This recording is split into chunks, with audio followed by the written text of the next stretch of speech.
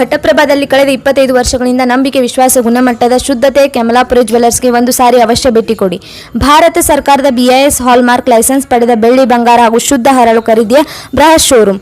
ಬೆಳ್ಳಿ ಹಬ್ಬ ಸಮಾರಂಭದ ವಿಶೇಷ ಆಕರ್ಷಕ ಚಿನ್ನ ಬೆಳ್ಳಿಗಳ ಖರೀದಿ ಮೇಲೆ ಲಕ್ಕಿ ಡ್ರಾ ಮೂಲಕ ಬಂಪರ್ ಬಹುಮಾನಗಳ ಕೊಡುಗೆ 31/1/2020 ಮಾತ್ರ. ತಕ್ಷಣ ಖರೀದಿ ಮಾಡಿ ಸುವರ್ಣ ಅವಕಾಶ ಪಡೆದುಕೊಳ್ಳಿ. ಸನ್ಮಾನ್ಯ ವೀಕ್ಷಕರೇ, ನಮ್ಮ ನಂಬರ್ 1 ಚಾನಲ್ ಮುಖಾಂತರ ಆತ್ಮೀಯ ವೀಕ್ಷಕರಿಗೆ ಆಧಾರದ ಸ್ವಾಗತ. ಇವತ್ತು ವಿಶೇಷ ಅತಿಥಿಯೊಂದಿಗೆ ವಿಶೇಷ ಅದ್ಭುತವಾದ ಸುದ್ದಿ ತೆಗೆದುಕೊಂಡು ಬಂದಿದ್ದೇನೆ. ನಾನು ಸೈಯದ್ ಅಂತ.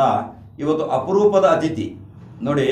ಅನೇಕ ಕಳೆದ 40 ವರ್ಷಗಳಿಂದ ಭಾರತೀಯ ಜನತಾ ಪಕ್ಷದ ಸಕ್ರಿಯ ಕಾರ್ಯಕರ್ತರಾಗಿ, ಅನೇಕ ಸ್ಲಂ ಮೋರ್ಚಾ ಅಧ್ಯಕ್ಷರಾಗಿ, ಅನೇಕ ರೀತಿಯ ಗ್ರಾಮ ಅಭಿವೃದ್ಧಿ, ನಗರ ಅಭಿವೃದ್ಧಿ, ಜಿಲ್ಲೆಯ ಅಭಿವೃದ್ಧಿ, ರಾಜ್ಯ ಮತ್ತು ಕೇಂದ್ರದ ಅನೇಕ ಬಹುಪಯೋಗಿ ಯೋಜನೆಗಳಿಗೆ ಹೋರಾಡಿದಂಥ ಧೀಮಂತ ವ್ಯಕ್ತಿ ಇವತ್ತು ನಮ್ಮ ಹತ್ರ ಬಂದಿದ್ದಾರೆ. ಅವರ ಹೆಸರು ಹೇಳಲಿಕ್ಕೆ ನನಗೆ ತುಂಬ ಹೆಮ್ಮೆ ಅನ್ನಿಸ್ತಾ ಇದೆ. ಯಾಕಂದರೆ ನಾನು ಬಾಲ್ಯಾವಸ್ಥೆಯಿಂದಲೂ ಅವರನ್ನು ನೋಡ್ತಾ ಬಂದಿದ್ದೀನಿ. ಯಾವಾಗಲೂ ಒಂದು 4 ಜನ 5 ಜನ ಇದ್ದರೂ ಸಹಿತ ಕಳೆದ 40 ವರ್ಷಗಳ ಹಿಂದೆ BJPಯ ಸರ್ಕಾರ ಯಾವ ರಾಜ್ಯದಲ್ಲಿಯೂ ಇರಲಿಲ್ಲ.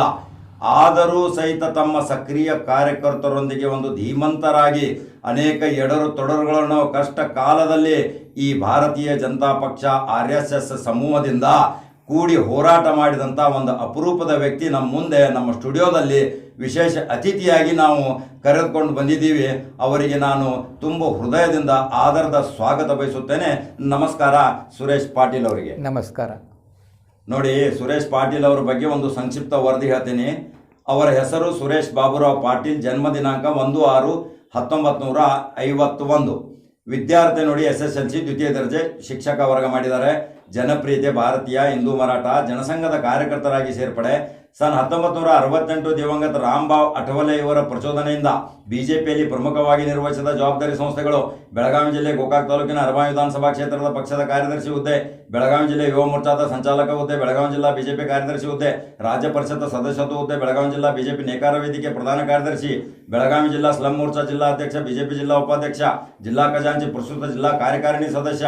ಪಕ್ಷದ ಚಳವಳಿ ಮತ್ತು ಸತ್ಯಾಗ್ರಹದಲ್ಲಿ ಭಾಗವಹಿಸಿದ್ದು ಸನ್ 1988ರಿಂದ ಏಕತಾ ಯಾತ್ರೆಯಲ್ಲಿ ಸಾವಿರಾರು ಜನರನ್ನು ಸಂಘಟಿಸಿಕೊಂಡು ಜಮ್ಮುಗೆ ಕರೆದುಕೊಂಡು ಹೋಗಿದ್ದು, ದಿಲ್ಲಿ ಬೋಟ್ ಕ್ಲಬ್ ರ್ಯಾಲಿಗೆ ಜನರನ್ನು ಹಾಗೂ ಕಾರ್ಯಕರ್ತರನ್ನು ಕರೆದುಕೊಂಡು ಹೋಗಿ ಭಾಗವಹಿಸಿದ್ದು, ಅಯೋಧ್ಯ ಚಳವಳಿಯಲ್ಲಿ 3 ಬಾರಿ ಹೆಚ್ಚಿನ ಸಂಖ್ಯೆಯಲ್ಲಿ ಮಹಿಳೆಯರೊಂದಿಗೆ ಅಯೋಧ್ಯೆಗೆ ಹೋಗಿ ಬಂಧನಕ್ಕೆ ಒಳಗಾಗಿದ್ದು, ದೋಡಾ ಚಳವಳಿಗೆ ಜನರನ್ನು ಕರೆದುಕೊಂಡು ಜಮ್ಮುಗೆ ಹೋಗಿದ್ದು ಹಾಗೂ ಬಂಧನಕ್ಕೆ ಒಳಗಾಗಿದ್ದು, ದಿಲ್ಲಿ ಮಹಿಳಾ ರ್ಯಾಲಿಯಲ್ಲಿ ಮಹಿಳೆಯರೊಂದಿಗೆ ಭಾಗವಹಿಸಿದ್ದು, ತಿರುಪತಿಯಲ್ಲಿ ಧರ್ಮ ಸಂಸತ್ತಿನಲ್ಲಿ ನಮ್ಮ ಭಾಗದ ಸ್ವಾಮೀಜಿಯವರೊಂದಿಗೆ ಹೋಗಿ ಭಾಗವಹಿಸಿದ್ದು, ರೈತರ ಹೋರಾಟ ಚಳವಳಿ ಹಾಗೂ ಜಾಥಾಗಳಲ್ಲಿ ಬೆಂಗಳೂರಿಗೆ ರೈತರನ್ನು ಕರೆದುಕೊಂಡು ಹೋಗಿದ್ದು, ಹುಬ್ಬಳ್ಳಿಯ ಕಿತ್ತೂರಾಣಿ ಚೆನ್ನಮ್ಮ ಮೈದಾನದಲ್ಲಿ ರಾಷ್ಟ್ರಧ್ವಜ ಹಾರಿಸುವಲ್ಲಿ ಆದ ಸತ್ಯಾಗ್ರಹ ಚಳವಳಿ ಭಾಗವಹಿಸಿದ್ದು, ಉಮಾ ಭಾರತಿಯವರ ಜೊತೆ ಸಕ್ರಿಯ ವೇದಿಕೆಯನ್ನು ಹಂಚಿಕೊಂಡಿದ್ದು, ಉಡುಪಿಯಲ್ಲಿ ಅಖಿಲ ಭಾರತ ಸಂತ ಸಮ್ಮೇಳನದಲ್ಲಿ ಜಿಲ್ಲೆಯ ಸ್ವಾಮೀಜಿಗಳನ್ನು ಕರೆದುಕೊಂಡು ಹೋಗಿ ಭಾಗವಹಿಸಿದ್ದು, ತಾಲೂಕಾ ಮಟ್ಟದಲ್ಲಿ ಅನೇಕ ಅನ್ಯಾಯ ಅತ್ಯಾಚಾರದ ವಿರುದ್ಧ ಮೂಲಭೂತ ಸಮಸ್ಯೆಗಳ ಕುರಿತು ನಡೆಸಿದ ರಾಸ್ತಾರೋಕೋ ಬಂದ್ ಆಚರಣೆ ನಡೆಸಿ ಬಂಧನಕ್ಕೊಳಗಾಗಿದ್ದು, ಸನ್ಮಾನ್ಯ ಶ್ರೀ ಯಡಿಯೂರಪ್ಪನವರು ವಿರೋಧ ಪಕ್ಷದ ನಾಯಕರಾಗಿದ್ದಾಗ ಆಡಳಿತ ಸರ್ಕಾರದ ವಿರುದ್ಧ ಕರೆಕೊಟ್ಟ ಎಳ್ಳ ಚಳವಳಿಗಳಲ್ಲಿ ಘಟಪ್ರಭಾದಿಂದ ನೂರಾರು ಕಾರ್ಯಕರ್ತರೊಂದಿಗೆ ಭಾಗವಹಿಸಿದ್ದು,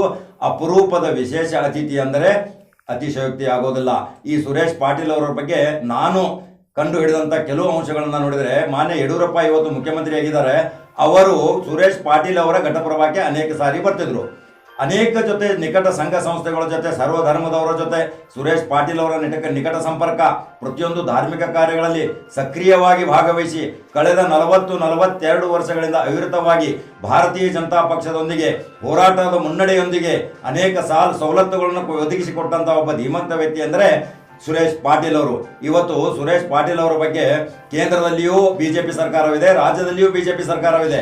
ಯಾಕೆ ಸುರೇಶ್ ಪಾಟೀಲ್ ಅವರನ್ನ ಸರ್ಕಾರ, ತಮ್ಮ ಭಾರತೀಯ ಜನತಾ ಪಕ್ಷ ಹಿರಿಯ ಧುರೀಣರು ಅವರೆಲ್ಲರೂ ಕೂಡಿ ಒಂದು ಮುಖ್ಯವಾಹಿನಿಗೆ ತಂದು ಒಂದು ಅತ್ಯುನ್ನತ ಹುದ್ದೆ ಅವರಿಗೆ ಯಾಕೆ ಕೊಡಬಾರದು? ಬೆಳಗಾವಿ ಜಿಲ್ಲೆಯ ವಿಶೇಷ ಪ್ರತಿನಿಧಿಯಾಗಿ, ದಿಲ್ಲಿ ಪ್ರತಿನಿಧಿಯಾಗಿ, ರಾಜ್ಯ ಪ್ರತಿನಿಧಿಯಾಗಿ ಅವರಿಗೆ ಯಾಕೆ ಸಚಿವ ಸಂಪುಟದ ಸ್ಥಾನಮಾನ ನೀಡಬಾರದು? ನಿಗಮ ಮಂಡಳಿಗೆ ಅಧ್ಯಕ್ಷನನ್ನಾಗಿ ಯಾಕೆ ಮಾಡಬಾರದು ಅನ್ನೋ ನಮ್ಮ ನಂಬರ್ 1 ಚಾನಲ್ದ ಪ್ರಮುಖ ಅಂಶ. ನಾವು ಯಾಕೆ ಹೇಳ್ತಾ ಇದ್ದೀವಿ ಅಂದರೆ, ಸುರೇಶ್ ಪಾಟೀಲ್ ಅವರು ಎಲ್ಲರೂ ವಲಸೆ ಹೋದ್ರು, ಆದರೂ ಸುರೇಶ್ ಪಾಟೀಲ್ ಅವರು ತಮ್ಮ ಸ್ವಂತ ಪಕ್ಷವನ್ನು ಬಿಟ್ಟಿಲ್ಲ. ಮಾತ್ರ ಪಕ್ಷಕ್ಕಾಗಿ ಅವಿರತ ಶ್ರಮ ಪಟ್ಟಿದ್ದಾರೆ, ಅನೇಕ ಹೋರಾಟಗಳನ್ನ ಮಾಡಿದ್ದಾರೆ, ಹೋರಾಟ ಮನೋಭಾವನೆಯಿಂದ ಬಂದಂತ ವ್ಯಕ್ತಿ. ಆದರೆ ಇವತ್ತು ಅವರು ಯಾವುದೇ ವಾಹನ ಸೌಲಭ್ಯವಿಲ್ಲದೆ ರೈಲು ಮತ್ತು ಬಸ್ಸಿನಲ್ಲಿ ತಿರುಗಾಡುವಂತ ಇವತ್ತು ಧೀಮಂತ ವ್ಯಕ್ತಿ. ಇದರ ಸ್ಪಷ್ಟ ಉದಾಹರಣೆ ಹೇಳ್ತೇನೆ ನಾನು.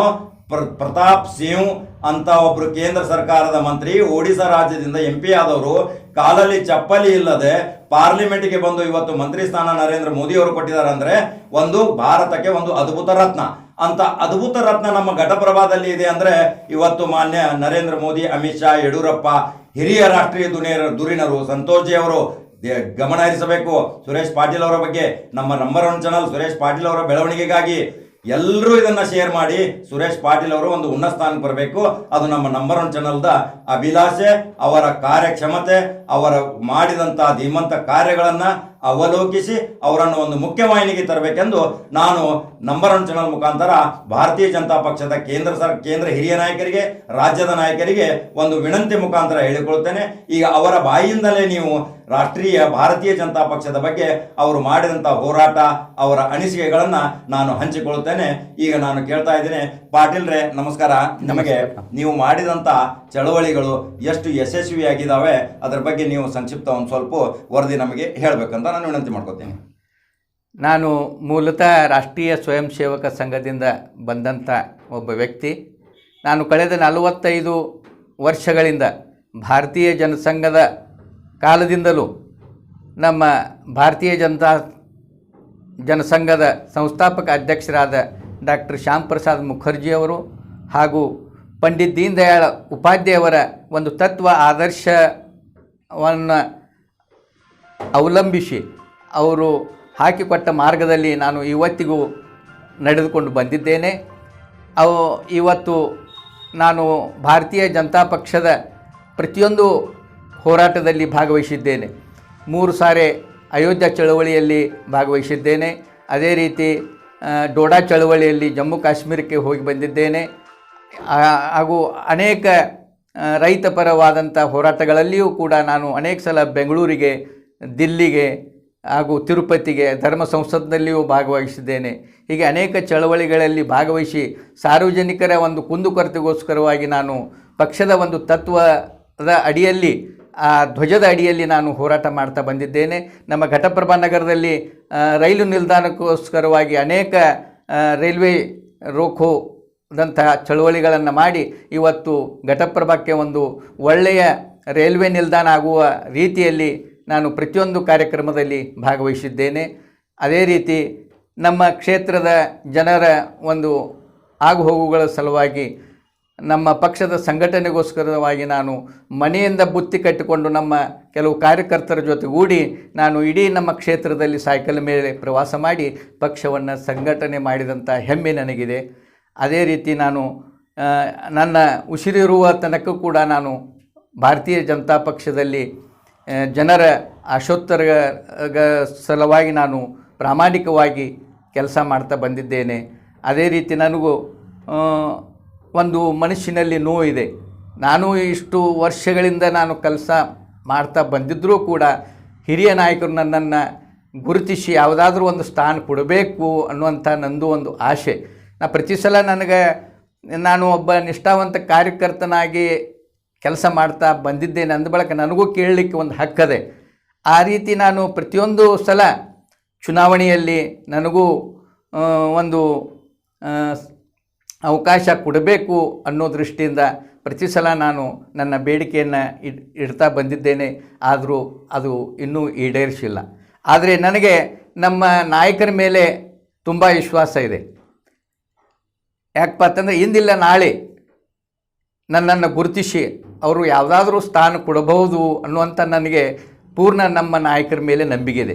ಇವತ್ತು ನಾವು ನೋಡ್ತೇವೆ, ಒಡಿಶಾದಲ್ಲಿ ಒಬ್ಬ ಸಾಮಾನ್ಯ ಕಾರ್ಯಕರ್ತ ಪ್ರತಾಪ್ ಸಿಂಗ್ ಸಾರಂಗಿ ಅನ್ನೋರು ಇವತ್ತು ಕ್ಯಾಬಿನೆಟ್ ದರ್ಜೆಯ ಮಂತ್ರಿಗಳಾಗಿದ್ದಾರೆ ಕೇಂದ್ರ ಸರ್ಕಾರದಲ್ಲಿ. ಇದನ್ನು ಸನ್ಮಾನ್ಯ ನರೇಂದ್ರ ಮೋದಿಯವರು ಅವ್ರನ್ನ ಯಾವ ರೀತಿ ಗುರುತಿಸಿ ಅವರಿಗೆ ಒಂದು ಉನ್ನತ ಸ್ಥಾನ ಕೊಟ್ಟಾರ, ಅದೇ ರೀತಿ ನನಗೂ ಕೂಡ ಅಂಥ ಒಂದು ಸ್ಥಾನ ಸಿಗಬಹುದು. ಘಟಪ್ರಭಾದಲ್ಲಿ ಒಬ್ಬ ಸಾಮಾನ್ಯ ಕಾರ್ಯಕರ್ತರನ್ನು ಗುರುತಿಸಿ ಇವತ್ತು ನಮ್ಮ ರಾಜ್ಯ ನಾಯಕರಾದ ಯಡಿಯೂರಪ್ಪರಾಗಲಿ, ಸುರೇಶ್ ಅಂಗಡಿಯವರಾಗಲಿ, ನಮ್ಮ ನರೇಂದ್ರ ಮೋದಿಯವರು, ಅಮಿತ್ ಶಾ ಅವರಾಗಲಿ, ಸಂತೋಷ್ ಜಿ ಅವರಾಗಲಿ, ಇಂಥವರೆಲ್ಲರೂ ಒಬ್ಬ ಸಾಮಾನ್ಯ ನಿಷ್ಠಾವಂತ ಕಾರ್ಯಕರ್ತರನ್ನು ಗುರುತಿಸಿ ಅವಕಾಶ ಕೊಡಬಹುದು ಅನ್ನೋಂಥ ನನಗೆ ಪೂರ್ಣ ನಂಬಿಕೆ ಇದೆ. ಸೂರ್ಯಚಂದ್ರರು ಎಷ್ಟು ಸತ್ಯವೋ ಅಷ್ಟೇ ಸತ್ಯ ನನಗೆ ಯಾವುದಾದ್ರೂ ಒಂದು ಅವಕಾಶ ಕೊಟ್ಟ ನನ್ನನ್ನು ಗುರುತಿಸ್ತಾರೆ ಅನ್ನುವಂಥ ನಂಬಿಕೆ ನಾನು ನಮ್ಮ ನಾಯಕರ ಮೇಲೆ ಇಟ್ಟಿದ್ದೇನೆ. ನೋಡಿ ವೀಕ್ಷಕರೇ, ಎಂಥ ಅಪರೂಪದ ವ್ಯಕ್ತಿ ಅವರು. ಕಳೆದ 42 ವರ್ಷಗಳಿಂದ ಅವಿರತ ಶ್ರಮ ಪಟ್ಟಿದ್ದು ಭಾರತೀಯ ಜನತಾ ಪಕ್ಷಕ್ಕೋಸ್ಕರ. ಅವರು ಯಾರ ಹತ್ರ ಇನ್ನೂ ಹೋಗಿ ದುಂಬಾಲು ಬಿದ್ದಿಲ್ಲ ನನಗೆ ಸ್ಥಾನಮಾನ ಕೊಡಿ ಅಂತ. ಯಾಕಂದರೆ ಅವರ ಹಣಕಾಸಿನ ಸ್ಥಿತಿಯೂ ಅಷ್ಟು ಸರಿಯಿಲ್ಲ. ಇವತ್ತು ಏನಾಗ್ತಾ ಇದೆ ಭಾರತೀಯ ಜನತಾ ಪಕ್ಷದಲ್ಲಿ, ವಲಸಿಗರಿಗೆ ಮನೆ ಹಾಕ್ತಾ ಇದ್ದಾರೆ ಅನ್ನೋದು ನಮ್ಮ ನಂಬರ್ 1 ಚಾನಲ್ ಮುಖಾಂತರ ನಾವು ಹೇಳ್ತೀವಿ. ಆದರೂ ಸುರೇಶ್ ಪಾಟೀಲ್ ಅವರು ಹೇಳ್ತಾರೆ ಮನದಾಳದಿಂದ, ಸೂರ್ಯ ಚಂದ್ರ ಇರುವಷ್ಟು ಸತ್ಯ ಇನ್ನೂ ನನಗೆ ವಿಶ್ವಾಸ ಇದೆ ಅಂತ ಹೇಳ್ತಾ ಇದ್ದಾರೆ. ಮಾನ್ಯ ಸುರೇಶ್ ಅಂಗಡಿಯವರೇ, ನಿಮಗೆ ನಾನು ನಂಬರ್ 1 ಚಾನಲ್ ಮುಖಾಂತರ ವಿನಂತಿ ಮಾಡ್ಕೊಳ್ತೀನಿ. ಪ್ರಹ್ಲಾದ್ ಜೋಶಿ ಅವರೇ, ನಿಮಗೂ ವಿನಂತಿ ಮಾಡ್ಕೊಳ್ತೀನಿ. ಮಾನ್ಯ ಯಡಿಯೂರಪ್ಪನವರೇ, ನಿಮಗೂ ವಿನಂತಿ ಮಾಡ್ಕೊಳ್ತೀನಿ. ಕಟೀಲ್ ಕುಮಾರ್ ಅವರೇ, ರಾಜ್ಯ ಅಧ್ಯಕ್ಷರಾಗಿದ್ದೀರಾ, ನಿಮಗೂ ಒಂದು ವಿನಂತಿ ಮಾಡ್ಕೊಳ್ತೇನೆ. ನೀವು ನಮ್ಮ ನಂಬರ್ 1 ಚಾನಲ್ ಮುಖಾಂತರ ಈ ನಮ್ಮ ಒಳ್ಳೆಯ ಪ್ರತಿಭೆ ಭಾರತೀಯ ಜನತಾ ಪಕ್ಷದಲ್ಲಿ ಒಂದು ಗ್ರಾಮೀಣ ಮಟ್ಟದಲ್ಲಿ ಒಂದು ಕಮಲ ಅಡಗಿದೆ ಅಂದರೆ ಅದನ್ನು ನೀವು ಬೆಳಕಿಗೆ ತರೋದು ನಿಮ್ಮ ಕರ್ತವ್ಯ, ನಿಮ್ಮ ಹಕ್ಕು ಅದು. ಯಾಕಂದರೆ ಇವತ್ತು ಅವರು ಯಾವುದೇ ರೀತಿ ಹೋಗಿ ದುಂಬಾಲು ಬಿದ್ದು ನಿಮ್ಮ ಹತ್ರ ಯಾವುದೇ ಭಿಕ್ಷೆ ಕೇಳ್ತಾ ಇಲ್ಲ. ನಾನು ಶ್ರಮ ಪಟ್ಟಿದ್ದೀನಿ, ನನಗೆ ಒಂದು ಸ್ಥಾನಮಾನ ಕೊಡಬೇಕನ್ನೋ ಭಾವನೆ ಇದೆ. ಇಂಥ ಅಪರೂಪದ ವ್ಯಕ್ತಿಗಳು ಭಾರತೀಯ ಜನತಾ ಪಕ್ಷದಲ್ಲಿ ಇದ್ದಾರಂದರೆ ಒಂದು ಬಹಳ ಒಳ್ಳೆಯ ಅದ್ಭುತ ವ್ಯಕ್ತಿ ಇವರು. ಯಾಕಂದರೆ ನಾನು ಕಳೆದ ಬಾಲ್ಯ ವ್ಯವಸ್ಥೆಯಿಂದನೂ ನೋಡ್ತಾ ಬಂದಿದ್ದೀನಿ ಇವರನ್ನು. ಇವರು ಅನೇಕ ಹೋರಾಟದಲ್ಲಿ ಸಕ್ರಿಯ ಭಾಗವಹಿಸಿದವರು. ಉಮಾ ಭಾರತಿಯವರ ಜೊತೆ ನಿಕಟ ಸಂಪರ್ಕ ಹೊಂದಿದವರು, ಸುಷ್ಮಾ ಸ್ವರಾಜ್ ಜೊತೆ ನಿಕಟ ಸಂಪರ್ಕ ಹೊಂದಿದವರು, ಅರುಣ್ ಜೇಟ್ಲಿ ಅವರ ಜೊತೆ ಅನೇಕ ಹಿರಿಯ ವಿಶ್ವ ಹಿಂದೂ ಪರಿಷತ್ ಬಜರಂಗ ದಳದ ಪ್ರತಿಯೊಂದು ಕಾರ್ಯಕ್ರಮದಲ್ಲಿ ಮುಂಚೂಣಿಯಲ್ಲಿ ಇರೋರಾದ್ರು ಯಾರಂದ್ರಪ್ಪ ಸುರೇಶ್ ಪಾಟೀಲರು ಮೊದಲಿಗರು. ಸುರೇಶ್ ಪಾಟೀಲರು ಆ ವೇದಿಕೆ ಮೇಲೆ ಇಲ್ಲ ಅಂದರೆ ಆ ಸಭೆನೇ ನಡೆಯೋದಿಲ್ಲ. ಅಂಥ ಪರಿಸ್ಥಿತಿ ನಿರ್ಮಾಣ ಆಗಿತ್ತು ಒಂದು ಕಾಲದಲ್ಲಿ. ಇವತ್ತು ಕೇಂದ್ರದಲ್ಲಿಯೂ ಬಿಜೆಪಿ ಇದೆ, ರಾಜ್ಯದಲ್ಲಿಯೂ ಬಿಜೆಪಿ ಇದೆ. ಇವರಿಗೆ ಒಂದು ಒಳ್ಳೆಯ ಸ್ಥಾನಮಾನ ಕೊಡಬೇಕನ್ನೋದು ನಾನು ಮತ್ತೊಮ್ಮೆ ಪದೇ ಪದೇ ಹೇಳ್ತೀನಿ. ರಾಷ್ಟ್ರೀಯ ಬಿಜೆಪಿ ನಾಯಕರಿಗೆ, ರಾಜ್ಯ ಮಟ್ಟದ ನಾಯಕರಿಗೆ ಹಳೆಯ ಘಟನೆಗಳನ್ನು ನೆನಪಿಸಿಕೊಳ್ಳಿ. ಸುರೇಶ್ ಪಾಟೀಲ್ ಅವರು ಕೇವಲ ಚುನಾವಣಾ ಪ್ರಚಾರಕ್ಕಾಗಿ ಸೀಮಿತಗೊಳಿಸಬೇಡಿ. ಚುನಾವಣಾ ಪ್ರಚಾರಕ್ಕಾಗಿ ಅಭ್ಯರ್ಥಿ ಗೆಲ್ಲಿಸುವಂಥ ವ್ಯಕ್ತಿಯನ್ನು ಅಷ್ಟೇ ಅವರಿಗೆ ಸೀಮಿತ ಮಾಡಬೇಡಿ. ಅವರನ್ನು ಒಂದು ಒಳ್ಳೆಯ ಮುಖ್ಯವಾಹಿನಿಗೆ ತನ್ನಿ, ಒಳ್ಳೆಯ ಒಂದು ಉನ್ನತವಾದ ಹುದ್ದೆ ಕೊಡಿ. ಜನಸೇವೆ ಮಾಡಲಿಕ್ಕೆ ಅವರಿಗೆ ಒಂದು ಅಧಿಕಾರ ಇದ್ದರೆ ಅವರು 100ಕ್ಕೆ 100 ಸೇವೆ ಮಾಡ್ತಾರೆ ಅನ್ನೋದು ನಮ್ಮ ನಂಬರ್ 1 ಚಾನಲ್ ಮುಖಾಂತರ ನಾನು ಇವತ್ತು ಸಾರಿ ಹೇಳ್ತೀನಿ. ಅವರು ಇನ್ನೂ 1-2 ಮಾತು ಅವರ ತಮ್ಮ ವ್ಯಕ್ತಿತ್ವ ಜೀವನದ ಬಗ್ಗೆ, ರಾಷ್ಟ್ರೀಯ ಕಾರ್ಯಕರ್ತರ ಬಗ್ಗೆ ಹೇಳಬೇಕನ್ನೋ ನನ್ನ ಆಸೆ ಇದೆ. ಇನ್ನೂ 2 ಮಾತು ಹೇಳಿಕೊಡ್ರೆ. ನಾನು ಜಮ್ಮು ಕಾಶ್ಮೀರಕ್ಕೆ ಏಕತಾ ಯಾತ್ರೆಯಲ್ಲಿ ಭಾಗವಹಿಸಿದ್ದೆ. ನಾವು ಘಟಪ್ರಭಾ ಮಲ್ಲಾಪುರ PGಯಿಂದ ಸಾವಿರಾರು ಜನರನ್ನು ಕರೆದುಕೊಂಡು ಜಮ್ಮು ಕಾಶ್ಮೀರಕ್ಕೆ ಹೋಗಿದ್ವಿ. ಡಾಕ್ಟರ್ ಮುರಳಿ ಮನೋಹರ್ ಜೋಶಿ ಅವರ ನೇತೃತ್ವದಲ್ಲಿ ಶ್ರೀನಗರದ ಲಾಲ್ ಚೌಕದಲ್ಲಿ ಧ್ವಜ ಹಾರಿಸುವ ಕಾರ್ಯಕ್ರಮ ಇತ್ತು. ಆ ಸಂದರ್ಭದಲ್ಲಿ ನಮ್ಮ ರಾಜ್ಯದಿಂದ ಸನ್ಮಾನ್ಯ ಶ್ರೀ ಯಡಿಯೂರಪ್ಪನವರು, DH ಶಂಕರಮೂರ್ತಿಯವರು, S ಮಲ್ಲಿಕಾರ್ಜುನಯ್ಯ, doctor MR Thanga, doctor VS Acharya, ಹೀಗೆ ಎಲ್ಲ ನಾಯಕರು ಅದರಲ್ಲಿ ಭಾಗವಹಿಸಿದ್ರು. ಆ ಸಂದರ್ಭದಲ್ಲಿ ನನಗೊಂದು ವಿಶೇಷ ಹೆಮ್ಮೆ ಪಡಬೇಕು. ಯಾಕಪ್ಪ ಅಂದರೆ ನಮ್ಮ ಮಲ್ಲಾಪುರ ಗ್ರಾಮದಿಂದ ನಾವು ಕರಡಿ ಮಜಲನ್ನು ಓದಿದ್ವಿ. ಅಲ್ಲಿ ಕರಡಿ ಮಜಲ್ ಬಾರಿಸೋದನ್ನು ನೋಡಿದ್ರೆ ಜಮ್ಮು ಕಾಶ್ಮೀರದ ಜನ ಭಾಳ ಒಂದು ವಿಜೃಂಭಣೆಯಿಂದ ಕುಣಿದು ಕುಪ್ಪಳಿಸಿದರು. ಇಂಥ ವಾದ್ಯ ಅವರು ನೋಡಿರಲಿಲ್ಲ. ದಕ್ಷಿಣ ಭಾರತದ ವಿಶೇಷ ವಾದ್ಯ ಕರಡಿ ಮಜಲು. ಅದನ್ನು ನೋಡಿ ನಾನು ಆ ಕರಡಿ ಮಜಲು ಬಾರಿಸಿದಂಥ ನಮ್ಮ ಮಲ್ಲಾಪುರದ ಹೂಗಾರನ್ನವರು ಅವರು ಬಾರಿಸಿದ್ರು. ಅವ್ರನ್ನ ನಾವು ಆಗಿನ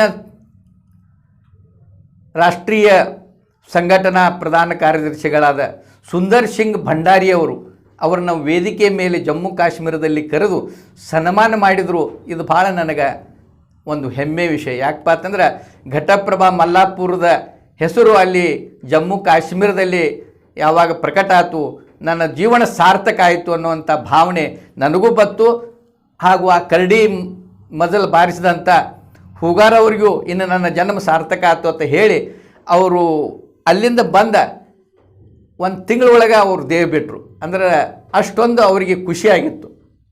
ಇಂಥ ಅನೇಕ ಚಳವಳಿಗಳಲ್ಲಿ ನಾನು ಭಾಗವಹಿಸಿದ್ದೀನಿ. ನನ್ನ ಜೀವನ ಸಾರ್ಥಕ ಅನ್ನುವಂಥ ಭಾವನೆ ನನಗೆ ಇದೆ. ನೋಡಿ ವೀಕ್ಷಕರೇ, ಅವರ ಅನಿಸಿಕೆಗಳು, ಹಳೆಯ ಘಟನೆಗಳು, ಎಷ್ಟೊಂದು ಅದ್ಭುತ ಘಟನೆಗಳು ನೋಡಿ. ಎಂತಿಂಥ ಮಹಾನ ವ್ಯಕ್ತಿಗಳ ಜೊತೆ ನಿಕಟ ಸಂಪರ್ಕ ಇಟ್ಕೊಂಡು ಲಾಲ್ ಚೌಕದಲ್ಲಿ ತಿರಂಗ ಧ್ವಜ ಹಾರಿಸಿದ ಪ್ರಮುಖ ಘಟಪ್ರಭಾ ಗೋಕಾಕ್ ತಾಲೂಕಿನ ಪ್ರಮುಖ ವ್ಯಕ್ತಿ ಅಂದರೆ ಸುರೇಶ್ ಪಾಟೀಲ್. ನಮಗೆ ಎಷ್ಟು ಸಂತೋಷ ನೋಡಿ, ಇಷ್ಟೊಂದು ಅಭೂತಪೂರ್ವ ಕಾರ್ಯಗಳನ್ನ ಮಾಡಿ ಇನ್ನೂ ಅವರು ಯಾವುದೇ ಹುದ್ದೆ ರಹಿತವಾಗಿ ಇನ್ನೂ ಭಾರತೀಯ ಜನತಾ ಪಕ್ಷ ಬಗ್ಗೆ ಕಾರ್ಯನಿರ್ವಹಿಸುತ್ತಿದ್ದಾರೆಂದರೆ ಬಹಳ ಅದ್ಭುತ ವ್ಯಕ್ತಿ. ಕೆಲವರು ಭಾರತೀಯ ಜನತಾ ಪಕ್ಷದಲ್ಲಿ ಇಟ್ಕೊಂಡನೆ ಯಾವುದೇ ಆಶೆ ಆಮಿಷಗಳಿಗೆ ಒಳಗಾಗಿ ಕೆಲವರು ತಮ್ಮ ವ್ಯಕ್ತಿತ್ವವನ್ನು, ತಮ್ಮ ಪಕ್ಷದ ಸಿದ್ಧಾಂತಗಳನ್ನು ಮಾರಿಕೊಂಡು ಬಿಟ್ಟರು. ಆದರೆ ಸುರೇಶ್ ಪಾಟೀಲ್ರು ಮಾತ್ರ ಒಂದು ನಿಂತ ನೀರಂತೆ ನಿಂತು ಬಿಟ್ಟರು.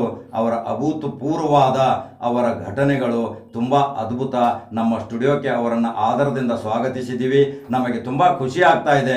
ಇಂಥ ಅಪರೂಪದ ವ್ಯಕ್ತಿ ನಮ್ಮ ಈ ನಂಬರ್ 1 ಚಾನಲ್ಗೆ ಬಂದು ತಮ್ಮ ಅನಿಸಿಕೆಗಳನ್ನ ಹೇಳಿದ್ದಾರೆ. ಅವರಿಗೆ ತುಂಬ ಧನ್ಯವಾದಗಳನ್ನು ಹೇಳ್ತೀನಿ. ಇನ್ನು ಕೊನೆಯ ಒಂದು ವಾಕ್ಯ, ನೀವು ಭಾರತೀಯ ಜನತಾ ಪಕ್ಷದ ನಾಯಕರಿಗೆ, ನಮ್ಮ ಕರ್ನಾಟಕದ ನಾಯಕರಿಗೆ ಕೊನೆಯ ಒಂದು ವಿನಂತಿ ಮಾಡ್ಕೊಂಬಿಡಿ ಸುರೇಶ್ ಪಾಟೀಲ್ ಅವರೇ. ಇಲ್ಲಿಗೆ ಈ ಚಿಕ್ಕ ಕಾರ್ಯಕ್ರಮ, ಅಪರೂಪದ ಕಾರ್ಯಕ್ರಮವನ್ನು ಮುಕ್ತಾಯಗೊಳಿಸುತ್ತೇವೆ ವೀಕ್ಷಕರೇ. ಮಾನ್ಯ ನಮ್ಮ ರಾಷ್ಟ್ರೀಯ ನಾಯಕರಲ್ಲಿ ಹಾಗೂ ರಾಜ್ಯ ನಾಯಕರಲ್ಲಿ ನನ್ನೊಂದು ಸವಿನಯ ಪ್ರಾರ್ಥನೆ. ನಾನು ಕಳೆದ 45 ವರ್ಷಗಳಿಂದ ಭಾರತೀಯ ಜನತಾ ಪಕ್ಷದ ಒಂದು ತತ್ವ ಸಿದ್ಧಾಂತಕ್ಕೆ ಬದ್ಧನಾಗಿ ಪಕ್ಷದ ಧ್ವಜದ ಅಡಿಯಲ್ಲಿ ನಾನು ಅನೇಕ ಹೋರಾಟಗಳನ್ನು ಮಾಡ್ತಾ ಬಂದಿದ್ದೇನೆ.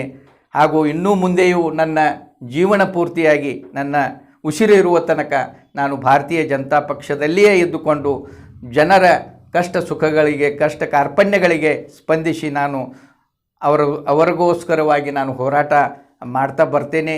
ಆದರೆ ತಾವೆಲ್ಲ ನನ್ನನ್ನು ಒಬ್ಬ ಸಾಮಾನ್ಯ ನಿಷ್ಠಾವಂತ ಕಾರ್ಯಕರ್ತನಂತ ಗುರುತಿಸಿಕೊಂಡು ನನಗೆ ಜನರ ಒಂದು ಕಷ್ಟ ಕಾರ್ಪಣ್ಯಗಳಿಗೆ ಸ್ಪಂದಿಸಿ ಅವರ ಸುಖ ದುಃಖಗಳಲ್ಲಿ ಭಾಗಿಯಾಗಿ ಅವರ ನೋವುಗಳನ್ನು ನಾನು ಕಣ್ಣೆರೆಸುವ ಒಂದು ಆಶೆ ಇದೆ.